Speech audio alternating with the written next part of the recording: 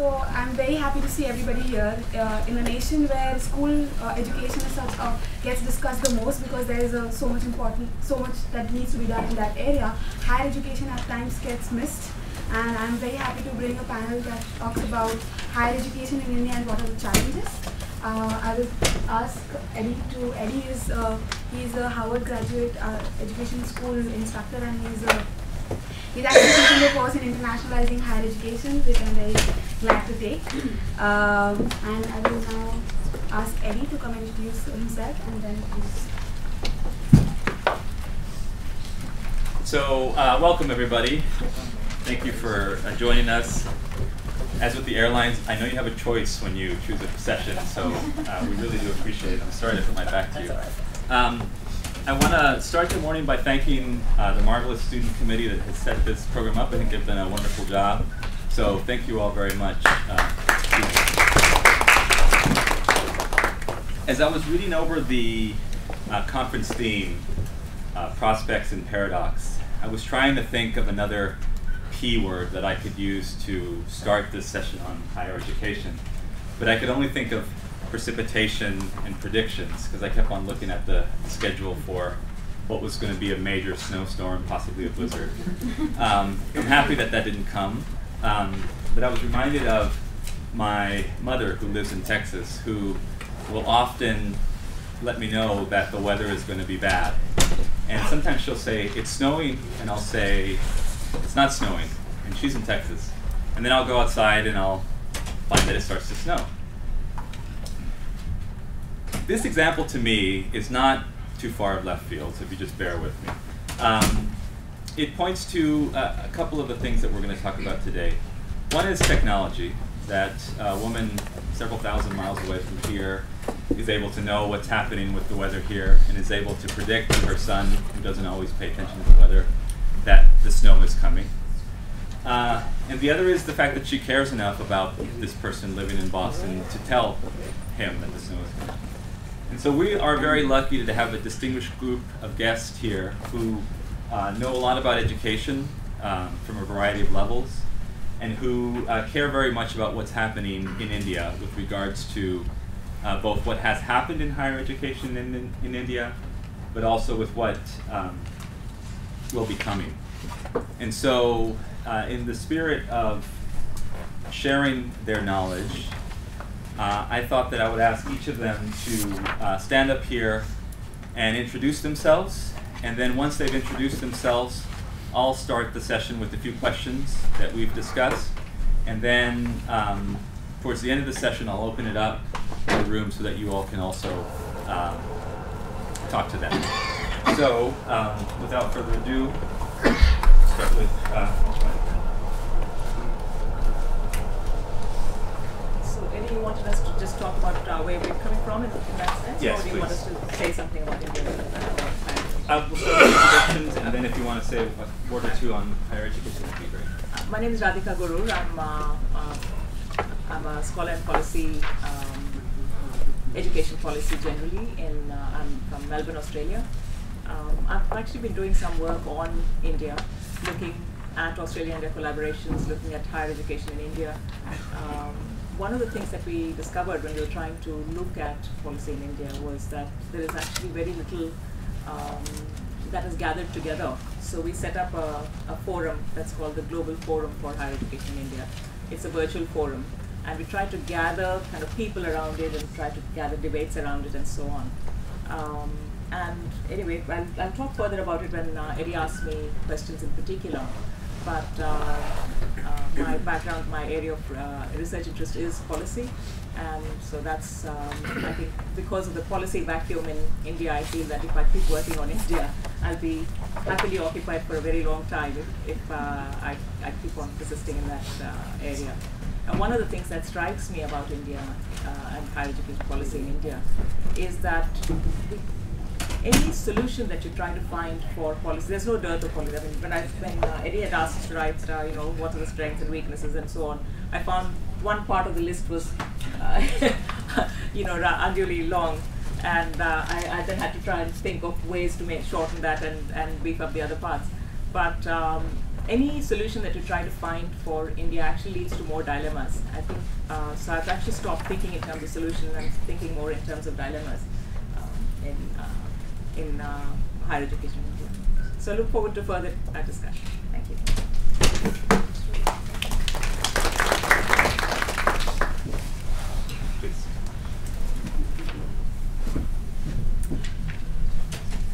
I'm Madhukar Gupta. I'm a professional civil servant working with the Indian Administrative Service. I have worked in the higher education sector as Principal Secretary Higher Education, Government of Rajasthan, and also as Vice Chancellor of 2 different universities at different points in time. And as a practitioner, I've confronted different issues, challenges within the higher education system in our state of Rajasthan, which I think is similar to in many ways to many other places in India. What has been possible in the higher education system in India and what could be possible in the future? Those are 2 things which I think are extremely relevant to us. If I was Mr. Kapil Sibal, so I would immediately go for 4 things. 1, have a semester-based system or a trimester-based system in higher education in India, rather than have year-end exams, which reduces the quality of learning and teaching. 2, optimize the use of existing infrastructure. Imagine a country where you have more than 10 IITs, I think 14 IITs, and they churn out just 8,000 students every year. What prevents them from scaling it up? You have Indian Institutes of Management, you have a St. Stephen's, you have a SRCC. Why can't you have more St. Stephen's, more SRCCs? So why can't we scale up institutions with good branding in our country? Then there are issues about curriculum. After independence, the kind of focus which was given to higher education was amazing.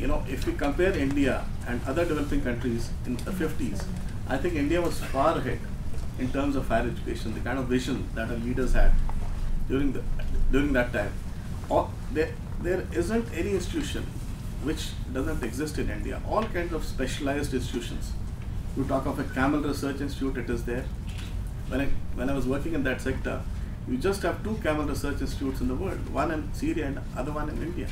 So there is a specialized research institute practically for everything in this country, which was set up in the 50s or early 60s, but we haven't scaled them up.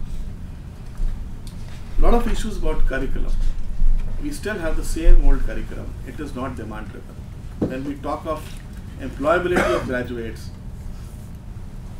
most of the curricula are not demand driven. We still continue to have the same curriculum over the last 50-60 years.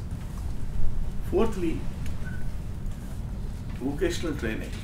China is far ahead of India. In the last 20 years, China, Singapore, Korea, many other countries in that region, Dubai, you have the knowledge village in Dubai.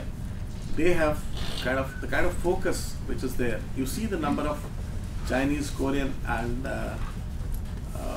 Singaporean universities which are in the first 200. So they are increasing every year, whereas we are sliding. IITs, there is no Indian institution in the first 200. IITs are sliding. Calcutta University slid 100 points, 100 places in 1 year. Similarly for all IITs. So these are the issues I thought I'll put on the table before we have this discussion. Thank you. All right. Good morning, everyone. Thank you very much for the invitation, Nidhi and Nidhi. Introduction is always very difficult for me because after doing engineering and MBA, I worked with Indian School of Business, and I used to tell my parents that I work in admissions, and they used to think that, okay, what is my son doing after doing engineering and MBA and selling brochure at ISB? And that is the state of profession of higher education in India. I came to the US to study higher education, do my PhD in higher education 8 years back. And I still cannot explain my parents what do I do for a living. And that's the state of higher education in India. The profession does not exist. What do I do? I am Director of Research and Strategy at World Education Services in New York City. and I blog as dreducation.com. I'd be glad to talk during the presentation, but I have to focus on one issue which I feel is a bane of the challenges in India. The biggest core challenge, I would say, is the lack of transparency in the system, where nobody knows what is happening in this black box. And we'll talk more about it. Thank you. Hey, good morning. Chilly morning, huh? I'm Harry Arora, founder and CEO of iTutor Inc. Coming from the financial background from many years, started this online education venture about 3 years ago. I changed the branding a couple of times, now known as iTutor Inc. Working with a lot of school districts in Nassau County where we are based at, and working with a lot of universities now. They're all trying to have their virtual presence. Growing up in India, as we all know, that you go abroad for higher studies. Now all those gaps are being reduced. We have seen some interest from very remote parts of India that people would like to join the higher education universities here. These universities are calling us, discussing with us how we can provide them with the technology and the platform that we have built, where there's a live audio video streaming and all the sessions are recorded, and how a student can actually earn a degree sitting anywhere in the world. So it's a lot of business sense as well, so we'll talk more about it when Eddie will be asking questions. It is happening. Online education in higher studies is really penetrating in a big way, and we'll talk more about it. Thank you. So as Radhika mentioned, I sent the panel a question several days ago, asking them a very hard question, to think about the current strengths and weaknesses of higher education in India, and also to reflect upon potential threats and opportunities for the future. And so I'd invite the panelists now to tackle any piece of that question that you'd like, and then from there we'll build on some of the questions related to policy, relating to scaling up, relating to transparency, and relating to online education as we move through the discussion. So please, whoever would like to start. I don't mind starting. So yesterday somebody mentioned that there is no such thing as India. You know, the idea of India itself is questioned. And when you think about Indian higher education, you can say the same thing about that. There is no one thing that you can call. There's no system of Indian higher education. It's first of all, of course, there's no system, which is true of a lot of things in India. But there's no one thing called higher education. It's not a unitary thing. We have the state system, we have the central system, we have the public system, we have the private system, we have the universities and colleges, we have all sorts of things. We have deemed universities and think tanks that also act as universities and all sorts of things. So it is a very, very complex space, which makes governing and administering that space extremely difficult. The second, of course, is this big, so for me, the three major problems are access, equity, and quality, and I think pretty much anything comes under those three. And when you talk about access, I mean, they're talking at this huge, the youth bulge that is going to put a huge demand on just spaces. So, you know, there's talk about brick and mortar no longer being a solution. We have to actually, you know, go into Harry's territory. We have no choice but to do that, because just of the demand.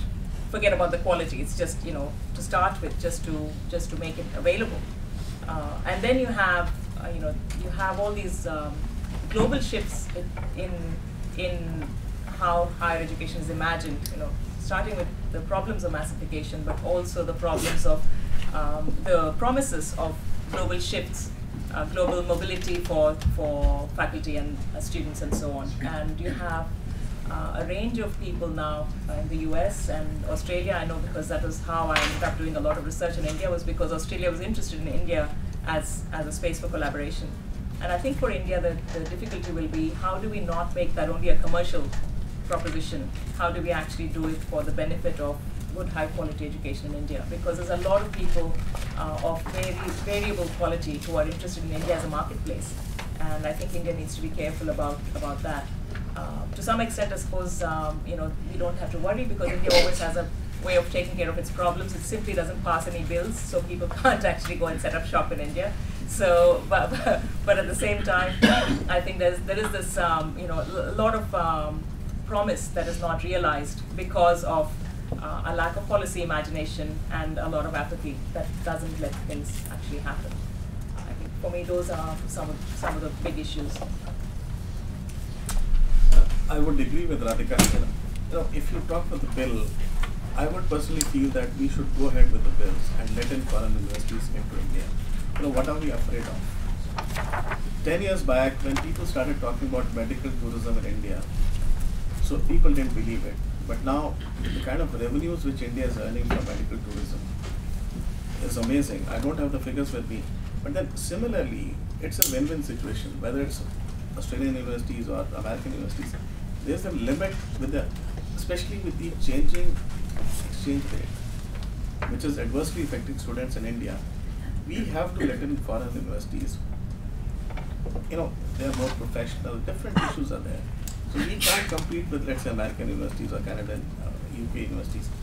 A lot of people travel to overseas to higher education, but then, as I said, how many of us can go to other countries? So the potential for collaboration is so much. It's a win-win situation. We have to let in foreign universities into India. For example, a university like Manipal, they have introduced a dual degree, where 2 years you do in Manipal, and 2 years you can come to any US university which lets you in, and there's you can exchange credits. So you have to give opportunities of collaboration. Also, a lot of research which takes place in foreign universities, including American universities. A lot of that research can be done at much lower cost in countries like India. So rather than call researchers to the US, it would be better to have the research conducted in India in Indian universities at a much more cost-effective manner. So not only education, we need to have. I would personally feel that there is a lot of potential as far as India is concerned in outsourcing research, which is outsourceable. We need to have knowledge parks in India. We need to have R&D centers in India, where not only science, also research in humanities. Humanities again is one area, except for a few niche colleges. Humanities for a long time have been neglected in India. And where do Indian students go? They have to come overseas for high quality education in liberal arts or humanities. That is again one area where a lot of potential is there. As I mentioned earlier, I read articles written by a friend here on the panel. The whole issue of higher education, why should students access? There are about 20 million students accessing higher education in India. What is the reason for them? Are there girls waiting to be married? Are they just whiling away their time?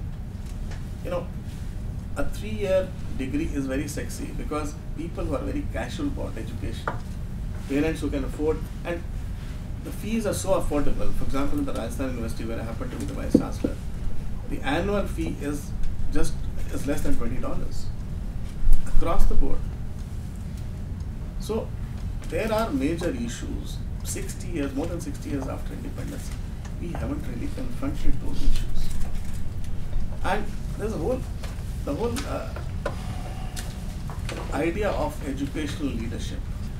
When I was appointed as Vice Chancellor of the first university, 12 years back, so my wife took a dig at me. She was also a student here at the Kennedy School, and she said, I could never imagine such a chota Vice Chancellor. I said chota in terms of height or age? He said both. So anyway, if you appoint Vice Chancellors at ages beyond 55, you can take on student unrest, teachers unrest up to a point. Also, with age, our motivation for change comes down. So you have to entrust leadership of these educational institutions at a much younger age, which is not happening in India. At the same time, biggest issue today, or the biggest threat I would say, is do we have quality teachers to raise more educational institutions in India? The biggest issue is quality teachers. And in many universities, we are retiring teachers who have a wealth of experience at the age 60, some are retiring at 62. And some universities have taken the initiative to raise the age to 65. I would personally feel they could go up to 70. So, on one side, you don't have enough good teachers. On the other side, you have retiring teachers who are still capable of teaching. So, we have to put in position systems where we increase the number of teachers in the marketplace who can be hired by different educational institutions. Again, at the end, I would say the year-end exam system is killing the quality of higher education in India. If you want good quality education in India, put them, the kind of academic rigor which is required. Children and the parents, the students and the parents have to realize it is not fun. They're not in for a picnic for 3 years. The kind of academic rigor which is required in higher education can only be introduced through a trimester system or a semester system. Right. So when the topic of conversation is about problems related to higher education in India, it's very difficult to contain your being fully involved into the conversation. Is very difficult to stop in terms of, oh, this is where my focus of topic is. That's how I feel. It's very difficult to contain my thoughts that how many things I want to cover about problems. But let me put on my optimistic hat and try to be focusing on what potential solutions can exist. Before I make my remarks, how many of you are currently working in higher education sector or intend to work in higher education sector? All right, yeah. Given this is a higher education related panel, I was hoping that definitely people want to work here in higher education at some level. What I was making a remark in the beginning about the profession of higher education, my point was, with all due respect to people who are already working in higher education, in India, that is not a sector where talent goes by choice. People want to be engineers, people want to be MBAs, people want to be lawyers. I went through the same path, not thinking, do I want to be an engineer or an MBA, but I got engineering and MBA, and then thinking, and worked in IT, and then I thought, what a waste. I want to be in education, and for the last 10 years I've been working in education. The point I'm trying to make is, the profession of higher education, first of all, does not exist in India. It's like, if you go to a 5-star restaurant, have a great food, you don't become a chef. You need to be trained to be a chef. The problem a lot of times in Indian higher education is that if someone has gone to a premier school, they become an expert on higher education. They know everything about what needs to be done. That's not how the problem in higher education can be fixed. We need scholarship, we need policy making, we need people like you who have actually studied the issues and the challenges and the prospects and the comparisons and the solutions of what can be fixed. So policy making, when we talk about policy making in India, a lot of it is coming from the contest of access and quality. Privatization versus public higher education. Resources and quality the social context in which we operate. So we have all talked about affirmative action in India, we all know. So all those complexities of Indian higher education systems are enormous. The solution cannot be simple. And what I'm saying is a very simplistic solution. And that simplistic solution is, in a way, encourage transparency. Everybody, while making a decision of studying at any institution in India, should know what they are signing up for. They don't even know what is the difference between a deemed university and an institution of national importance. I went to an institution of national importance, and it's still, I get the it's called National Institute of Industrial Engineering, funded by government and everything, but the degree which is awarded, it's not MBA, it is industrial management, while it is an MBA curriculum. Now, what kind of complexity is it for a student? What kind of complexity it is for an employer and for policymakers? A system which clearly tells a student what are your options and puts pressure on institutions to disclose how their institution is performing. on various parameters, on curriculum, on funding, on access, on enrollment, on employment, a central database of all the choices which are available to a student does not exist. The point I'm trying to make is, in 2003, when I switched over from IT to higher education, a big conversation in India at that time was Amity University. The issue it was running into of derecognition. Students knew nothing about it. Thousands of students were left stranded. There was Chhattisgarh University scam. Thousands of students were left stranded. Why? Private higher education was making money without any clear instruction of how policy making should work. Private higher education came, made big money. And 10 years down the line, Amity University, with 100,000 students and campuses across seven destinations in the world, is one of the largest private universities from India. Private higher education cannot be stopped in India.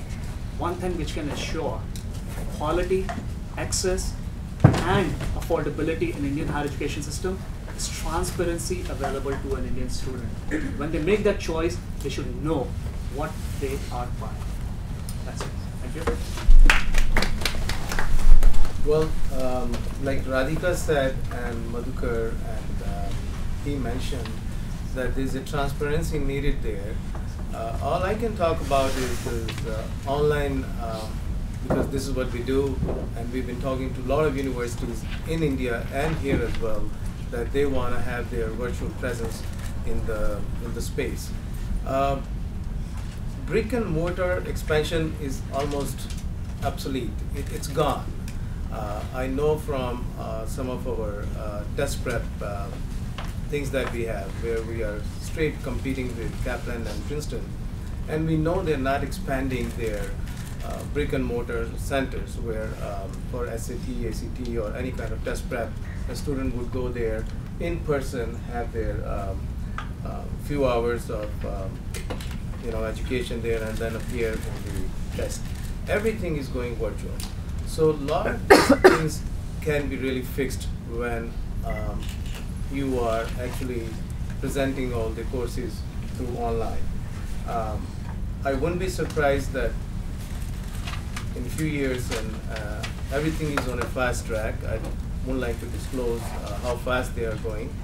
There are some key information we discussed with some universities that a lot of Indian students would be having their MBA degree sitting there, whether they're sitting in Rajasthan, they're sitting in Mumbai, or sitting anywhere, and they will be earning the higher education degrees without traveling, leaving their homeland. So that's one of the biggest change that's going to be happening in coming years. So having said that, system of semester would automatically follow, and when it will start with one, it will start with others as well. A lot of Indian universities will, this is how change. One person changes, other person will tend to change.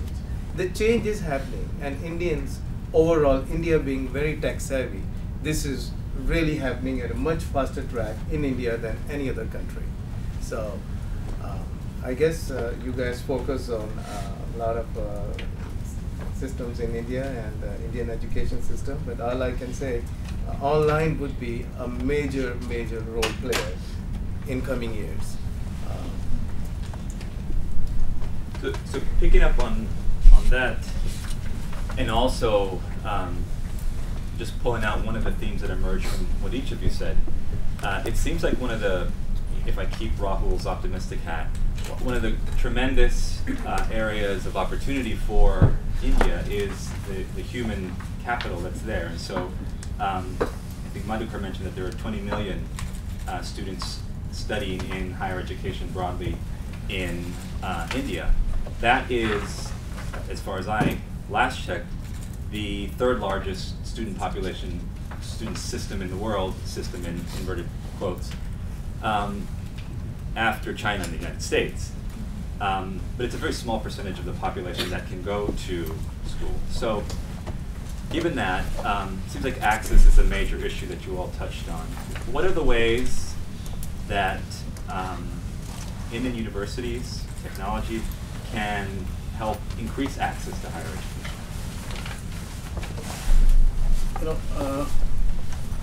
we have open universities.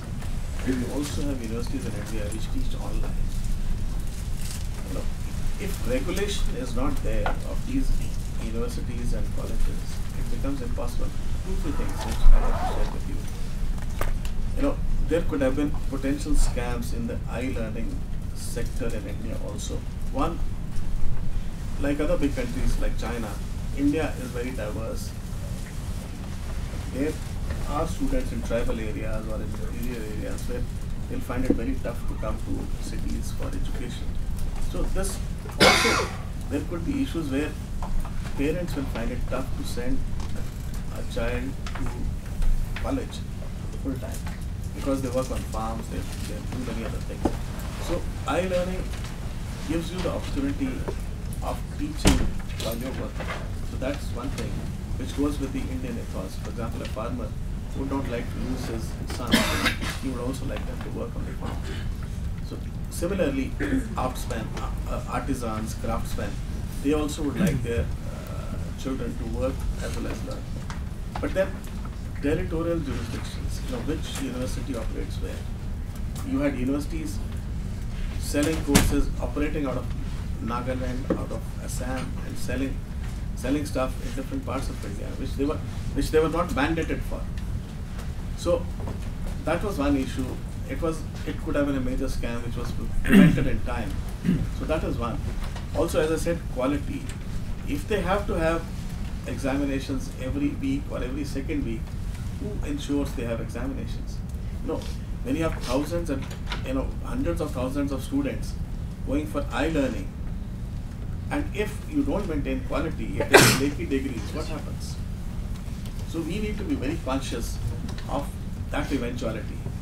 But then that is one way that you can give easy access to students who can't come to cities.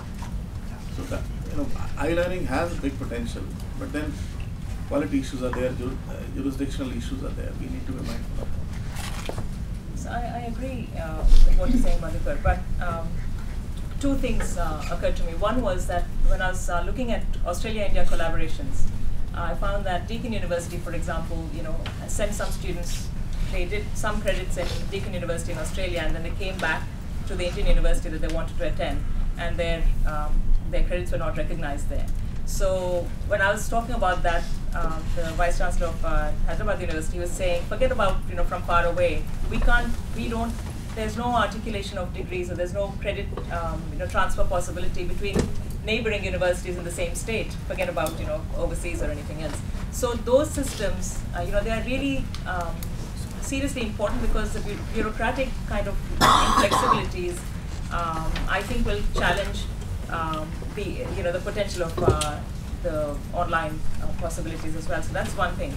The second thing is, we talk about access in terms of technical access. It's available. Lots, internet is available very widely. They have EduSat, and they have all of these courses that, Coursera, edX, etc., that are already freely available, and so on. But there's another type of access, which is where, when a student accesses those websites, how accessible are those courses really, in terms of the way the approaches that are used. It's quite. I'm sure all of you would have experienced this. Focus in many Indian institutions on kind of the transmission style of learning, and trying to reproduce what is the prevailing wisdom, not so much challenging and thinking for yourself. And when you have courses from around the world that are available to you, you may not be ready actually to access the best of those courses because of the training that you've had, or the kind of focus that is prepared you for that. You've not been prepared for that. But there is one place I went to last year in Bangalore, which is called Jaga. Jaga simply means place. And one of the things that they had done was they had created a space for, they just put a few computers together, and it was a space for co-learning. So students could actually come there, and they were accessing these courses, and they were collaboratively learning together. And I think those kinds of, the beautiful thing about India is that, I don't know who it was who said, yeah, it's impossible, it doesn't work in theory, but it actually seems to find some ways to work in practice. And these are the kinds of things that you find, very local, very small solutions that are, fact, when people talk of scaling up, I feel everything is already too large scale in India. You can find a lot of small local solutions that are, that people seem to find for problems that they confront. But I think those things are useful models to think about when we. I fully agree that you can't avoid MOOCs. I think that there's no way. There's 50 million, I think, that are going to be in higher education in India in the next few years, and there's no way we can build enough universities or have enough teachers, because teaching staff is there's a huge shortage. I think there's a third of available positions in IITs that are not filled, because the pull of other industries, is so great that nobody wants to teach in those systems. So I think that that's where I would see possibilities. One quick comment, I'll disagree with you here. You have a number of people who are willing to join universities. Only thing is, you need to, for example, in the government system, you need to advertise. And if the government doesn't advertise, so then those people are just sitting somewhere and doing something else for which they're not trained. You have enough number of people. At the entry level, you have people. But you don't have people at the assistant professor or the professor level. So at the entry point, you have people. So we have about 15 minutes left, and we'd love to get your questions. So please, yes, sir. It's very heady to be sitting at Harvard University and talking about higher education. Monica mentioned vocational training.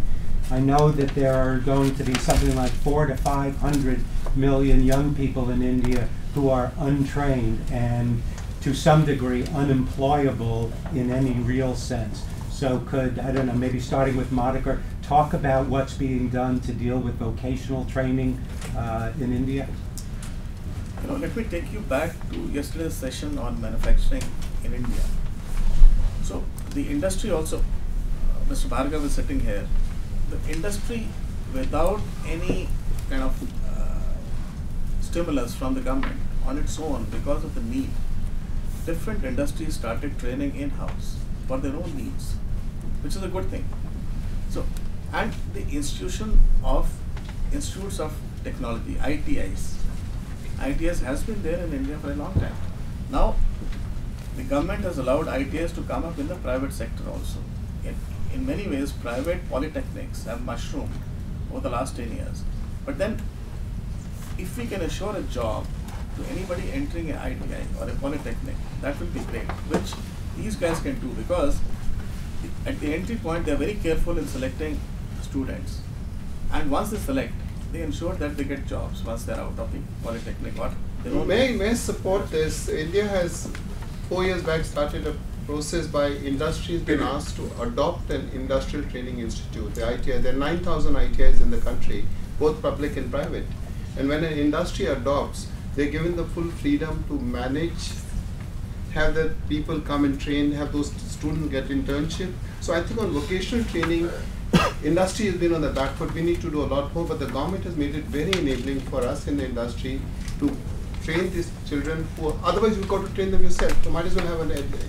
So I think on that side, vocational training, a lot is going on in the organized sector. Small and medium enterprise, still a challenge, but I think we are moving forward in a public-private partnership. No, in the informal sector, in the small and medium sector, let's go back in history, in Indian history. You talk of the Mauryan times, you talk of the pre-Mughal times, you had the guilds. First time when I went to South India, when I saw those beautiful silk sarees being made, I traveled to different villages. So there's a back-to-back arrangement between the weaver and the seller. So right from the time the child is born. So it is a time-tested system of training children belonging to same communities in the informal sector. So I feel that we need to encourage the old system, which was tried and tested in India. Let those communities, you give support to those communities, so that the artisans, the craftsmen, people at the small and medium level. Rajasthan is replete with many examples. When I was here, I did a case study on livelihoods in rural areas in Rajasthan for the HPS. So that is where it's not rocket science. It has been there. It has been a part of our own history. We need to learn from our own history. Well, in Australia, I know that, just to respond, it's all right. there's been a lot of interest in exporting, or collaborating with India on vocational education, because Australian vocational education is kind of quite seen as very high quality. But I think the way Australia thinks about vocational education and the way India thinks about it are very different. In Australia, there's a lot of emphasis on health and safety and regulation and licensing of people and so on. And India simply doesn't function like that. You call an electrician, you have no idea whether he's a licensed electrician in that sense or not. But they generally they know their work. So in a way, some of that regulation is really difficult and probably not even necessary. I would venture to say. I don't know. Maybe I'll feel different if I'm electrocuted as a result of something. But yes, ma'am. So in the conversation today, we've talked about a lot of the different issues and the areas where there's a lot of need of improvement. This goes to the entire panel. Where do you think, or who do you think should be the driver of this change as a starting point that could probably bring more growth or more change to a lot of the issues that we presented today? It's a very good question, actually. And I think in the conversation also we were talking at different levels, from system level at policy making to institutional level to the professional level. And you're very right in asking that question, that where this change can come from. For the scale and the scope of change we are talking about, which India needs at this point of time, not at the country level, if at least at the higher education sector specifically I talk about, is so large and so important that can only come from policy making. And then it gets into that whole circle that policy making means politicians. Politicians mean that, okay, the system is corrupt, and it will go into that circle of no solution. But we can only expect incremental changes if it is going to come from private higher education or the system, institutional level. But if we are expecting a large-scale overhaul of the system and a reform, it has to be policy making. It's getting there with Aam Aadmi Party, right? Everyone is talking about it. So let me finish. What prevents foreign universities from bringing enough pressure on the government of India to let in foreign universities into India? Before coming to the US, I could never realize what US higher education is like. You are an entirely transformed person once you finish your graduation here. It's a totally life-changing experience, which is not the case with the kind of education that we have in higher education in India. So one, advocacy from foreign universities or their governments. Two, a lot of changes are taking place at the higher education level in our country. We have proactive ministers, bureaucrats, whatever. Changes are taking place, but then time is of great essence. India could also be a hub of higher education.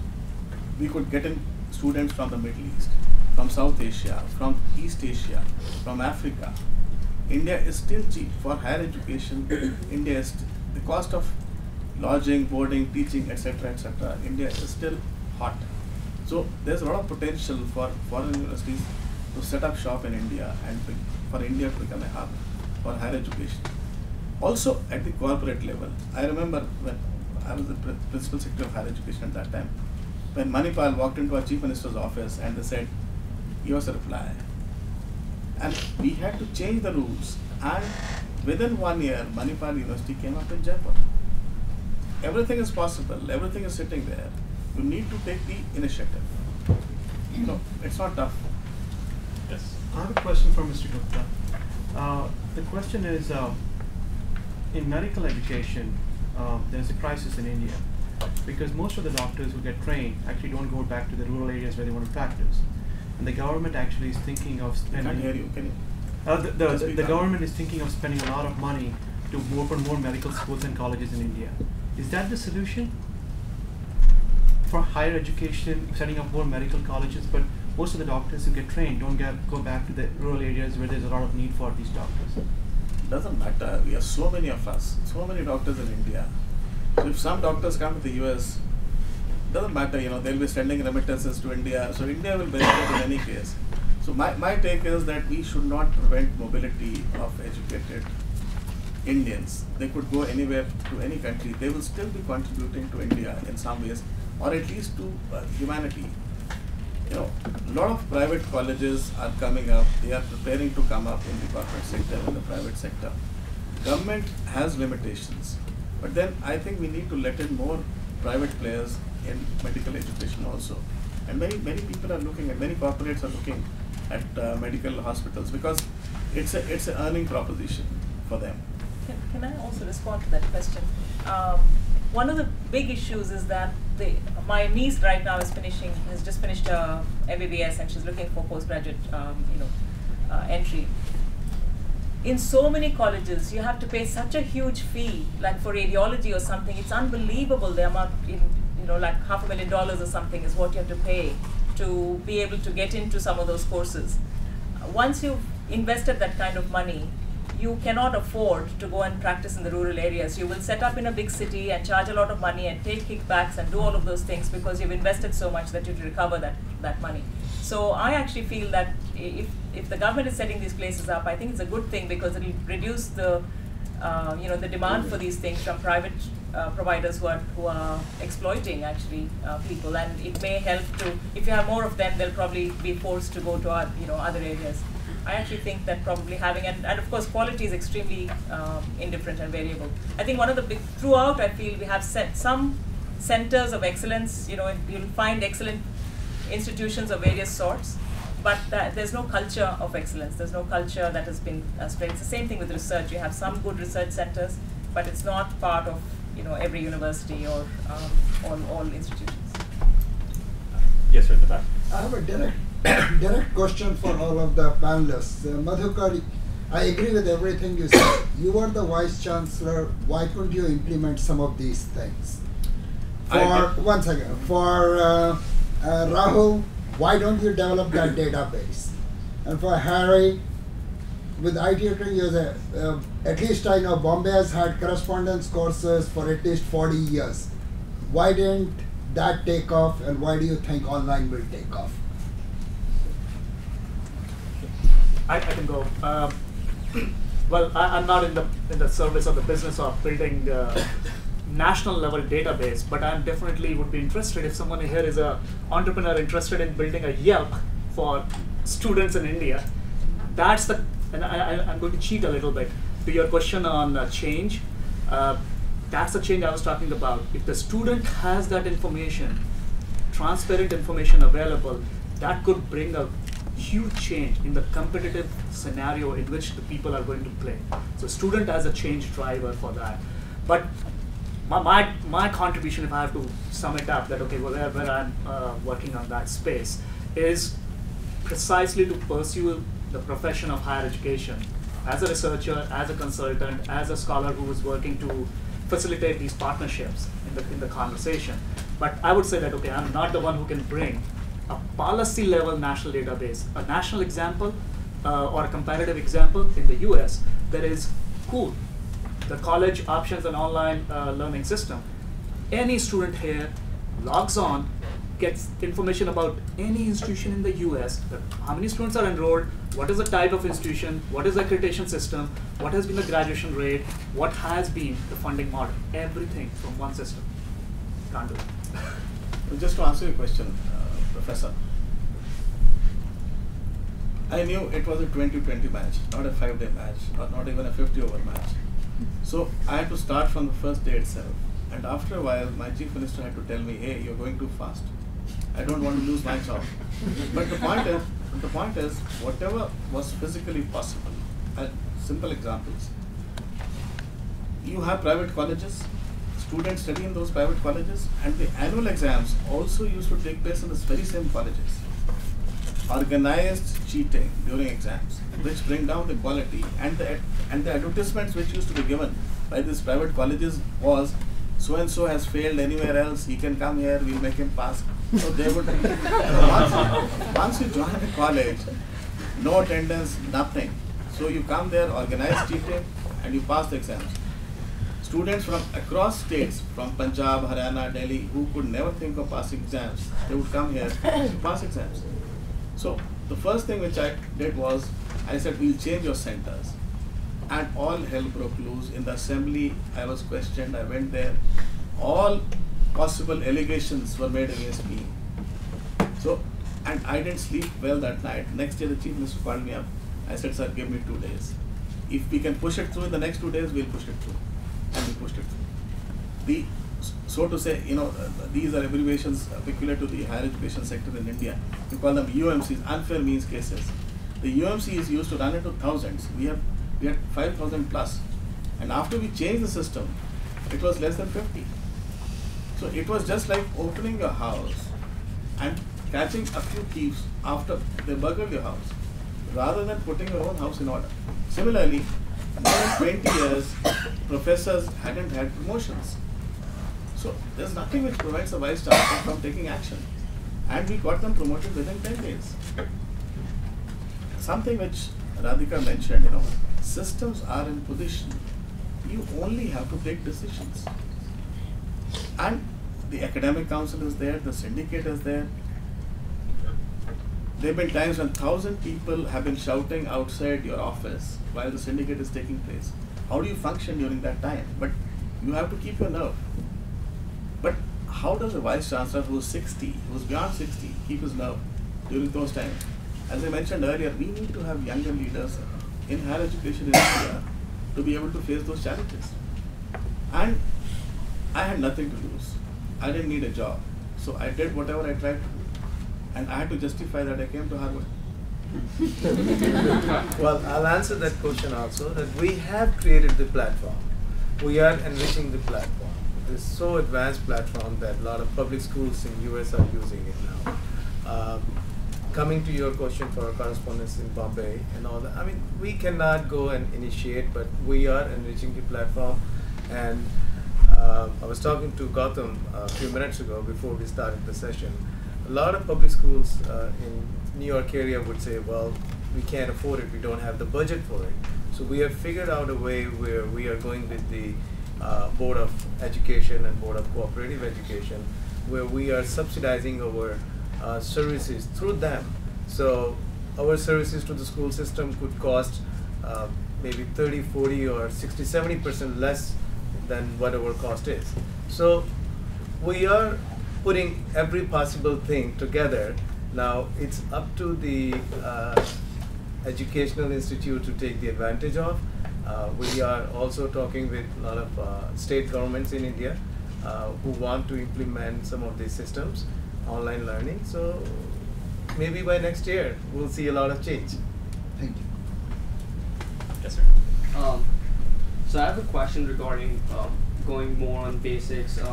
If you talk about education in general in India, if you go back to schools, just high schools, students over there don't think about themselves, like what they want to do all day, or thinking is what they are being told, like, oh, you're going to be an engineer and you're going to be a doctor. There's no system where they think there's an open mind thinking. There's no process of thinking of innovation. No one talks about innovation. No one talks about free mind. No one talks about liberal arts. No one talks about what you actually want to do. Before going into higher education, college is just for 80% is just for fun. For 10% who can afford higher education in the US or anywhere abroad, they leave the country. They're like, who wants to study in India? Because there is no research for engineers. If someone really wants to be an engineer, there's no support from the government, there's no funds.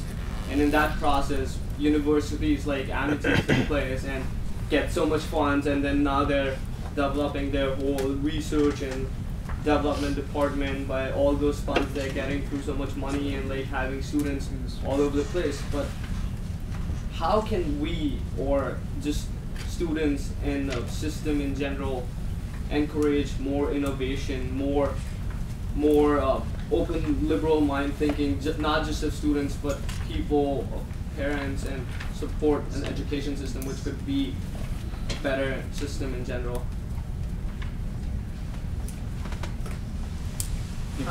Okay, go ahead. No, I wanted to add actually to what Madhukar earlier mentioned about humanities, lack of emphasis on humanities as a field of study. Very good question, and it clearly reflects that how homogeneous Indian higher education system is. India has 1/6 of all the people who graduate from the higher education system in India are having a bachelor's degree, and it's also about 3-year degree and so on. But 1/6 of them have bachelor's degree, highest proportion in the world, which is quite an ironical situation for a country which only has 20% of its population in higher education. What does it mean? Everybody studies the same thing. That the options and the pathways do not exist. Be it by the field of study, called humanities of high end, where you get the level of thinking, critical thinking, and potential career paths which can be built around it. And the second is by the level of education, vocational, very rightly said by Madhukar, and even doctoral education. The lowest proportion for a country to have a doctoral education for its human development band in which we exist, lowest. What I'm saying is everybody wants to be an engineer and an MBA. So we are highly credentialed at that level, highly educated at that level, but lack the diversity of the field of study, lack the diversity of the level of education at which we are at. And that's a change again, has to come at the system level. Sorry. We have time for one more. This is connected to the previous question. First of all, thank you for speaking today. So you said there's lack of diversity in higher education. I grew up in India. I go to college here in Massachusetts. It's a small liberal arts college. And I don't think there's lack of diversity per se in higher education. I think students are not told the range of options they have. Why can I not study physics and geography if I want to do that? Why do I have to choose between humanities, sciences, and commerce? I feel to make change for higher education and give students the range of options that really exist, there needs to be change in high schools and middle schools where students can take the courses they want. Why can we not have courses in anthropology and photography or astronomy at the high school level as well? I think a lot of things that, it's not only what schools and students can do. Even if we had, there are many schools actually where those options in fact exist. I mean, I should not say many because they are, as a percentage, there'll be a very small percentage. But even there, what happens is that your family pressures and so on, those things exist as options for only a very small section of the society, because the job that you need to get, there's a pressure on that for many families. They can't afford actually to do the kind of stuff that that we might like for them. So I think in answer to both your questions, I feel that those kinds of changes are not just higher education changes or even school education changes. They are societal changes, and those things do take time. And I don't think there's a magic bullet solution to that. Can I just say something? It was very surprising for me also when young students used to meet me in the university. Believe me, the mindsets have changed in the last 10-15 years.